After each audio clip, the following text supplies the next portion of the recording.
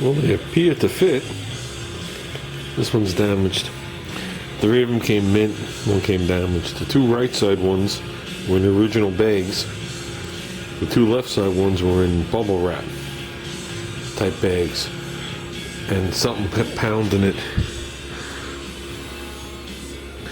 I mean, I don't expect perfect chrome, but there's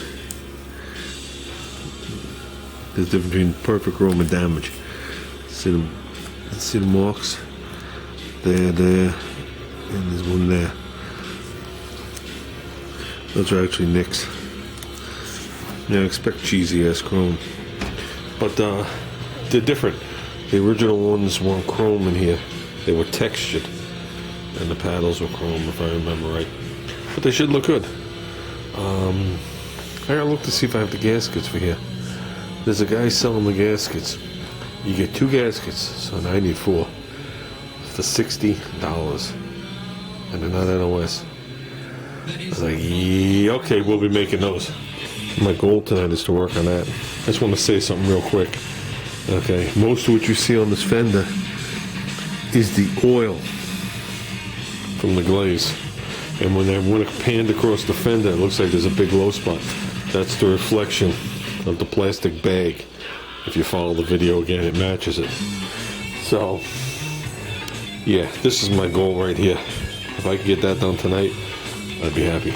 So let's see if we can work on that. Definitely satisfied. I don't know. Every once in a while I spot that there's still wax in places.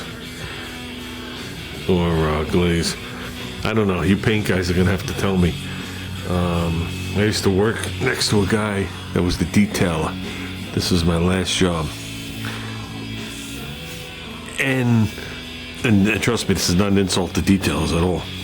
This is back from the day when detailers were detailers. You know what I mean? They weren't these fly-by-night kids you handed a wheel and they burned the shit out of the car and walked away. They took pride in what they did and they took care of issues. He was a grown man. He was doing it a very long time. And I just know a lot of the chemicals he used did not have names on them. And a lot of stuff he mixed himself from different chemicals. So, I don't know if it's easier now or if it's harder now. I would not be able to answer that question. But I just whacked that. I had still got 2,000 laying here. I just ran it across and I got a little dot right here. Got a little something right here. I got a big, huge sag right through here. So, like I said, if I can get this section done, okay, I don't seem to have anything else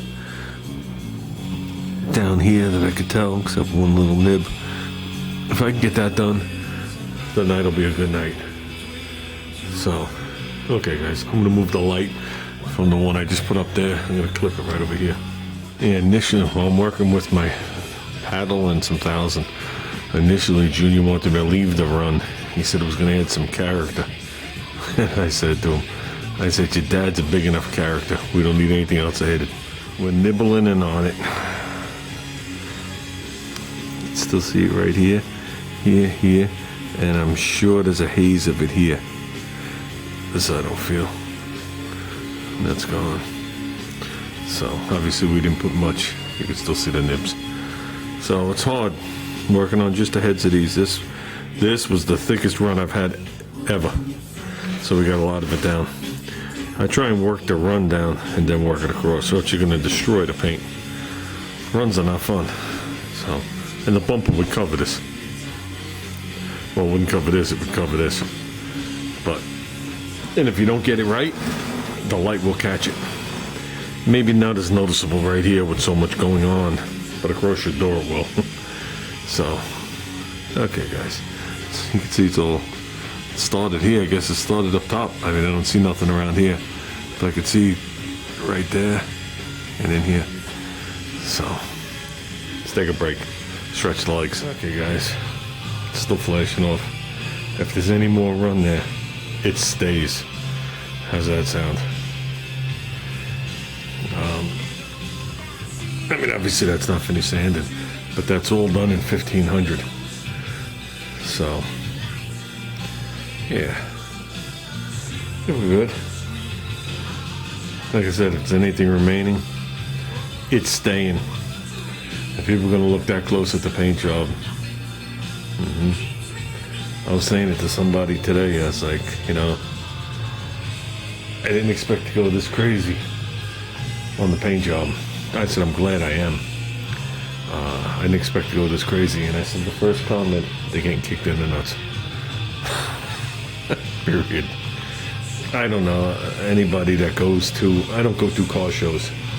Well, that's a lie. You guys know that. I do swap meets that have car shows in them. And it doesn't cost me anything to park my car there.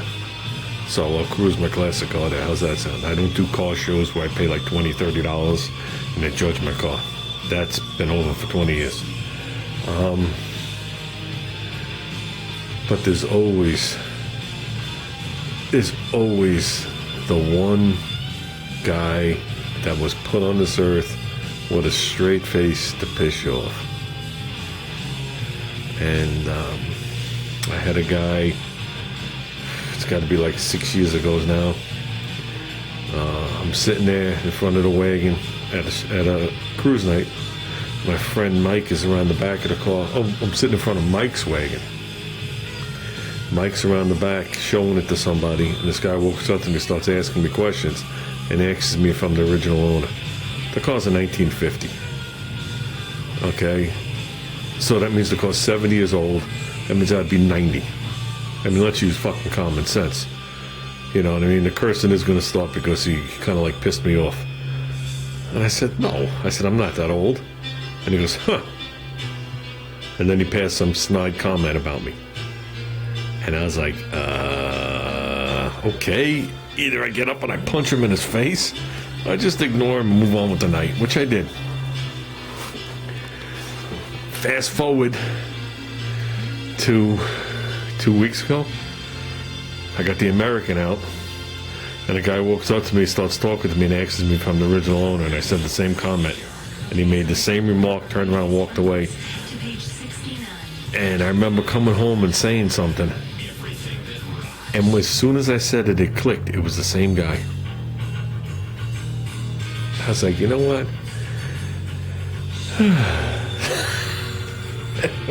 But whatever. I'm closer to owning a 68 brand new, I guess, than I am a 1950. Okay, give me a little bit of credit. Life has been a little rough, but not that rough. So with that said, my goal tonight was to do this. This is rough on the back.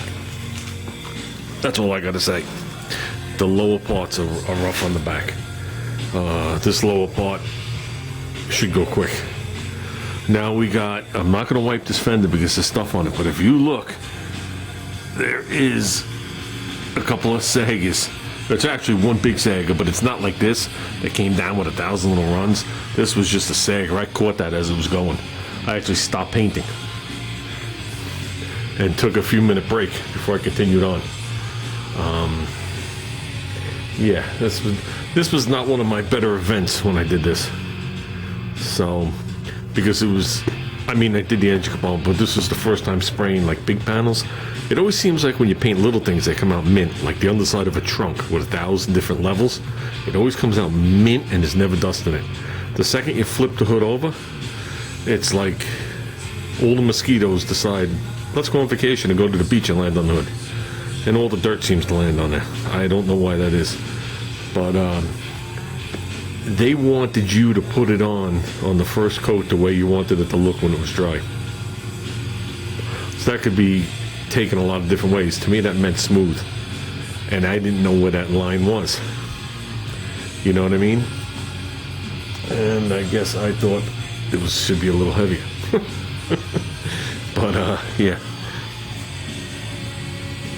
So, we will get a light and check. As you see, I stopped sanding right here. But this is perfectly smooth under there. But we'll make sure it's smooth to where it curves under, which is another 1/2 inch. But if I don't have to do it, I won't. See, I can see the reflection with my hand. I'll make sure that this is good. Like I said, we're not worried about the wells. This car gets fender well lips. You know, moldings. Stainless steel jobbies. So, yeah, I'm liking that handle on there. So, We got to pop that door open. That idea of just going over it very lightly with a piece of 2000 where that paint stuck out worked absolutely positively mint, except I only did it on one side of the door. I got about this much on the other side of the door. If you look down, it's below the handle, like dead center in the door. You can see wax on it. It's about from here. It's about 3 inches worth. That's where it did it. So that should come right off. There's no problem with the clear inside the door, outside the door. When we cleared the inside of the door, we came on the outside, then we sanded it flush. Then when we did it, we overlapped the clear. So, but something went awry with the tape there, and it just caused it, probably to bridge over or whatever it did. So,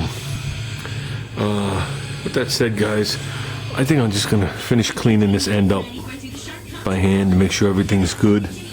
And, right up to like right here. So, and that's good. I'm gonna call it a night. So I like that was on my mind. I can tell you that right now. I don't feel it, but that doesn't mean it's gone 100%. Okay. What did we use? It fell in there. We used the piece of aluminum, and we used this. I gotta dry it off so it don't rust. I needed something smaller, so I used my AMC dipstick installation tool is what I used right here. So, okay guys, righty, I'm going to clean it up. I'm not turning the camera back on. We got to get some lug nuts for the front and put the hubcap things on, the center caps. Okay guys.